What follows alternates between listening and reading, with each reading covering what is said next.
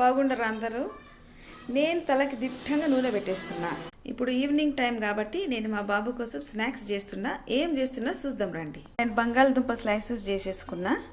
అట్టనే నేను ఆనియన్స్ కూడా స్లైసెస్ చేసేసుకున్నా. సో నేను చేయబోయేది బంగాళదుంప అండ్ ఉల్లిపాయ బజ్జీ.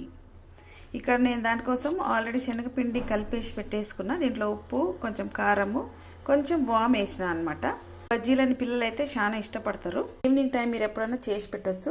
ఇక్కడ నేను ఒక చిన్న కడాయి తీసుకున్నా. దాంట్లోకి నేను గ్రౌండ్నట్ ఆయిల్ వేసుకున్నా. ఇది సంస్కృతి గ్రౌండ్నట్ ఆయిల్. ఇది వుడ్ ప్రెస్డ్, అంటే దీంట్లో కెమికల్ ఏమి ఉండదు. సో బంగాళదుంపని తీసుకొని 2 సైడ్ల దానికి పిండి అంటించి సరసర కాగే నూనెలోకి వేస్తున్నా.